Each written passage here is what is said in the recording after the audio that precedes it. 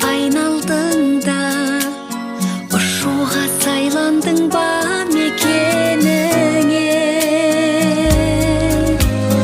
Әулеттің көрігі бол, әдепті келіні бол, жарыңның сенім артқан серігі бол.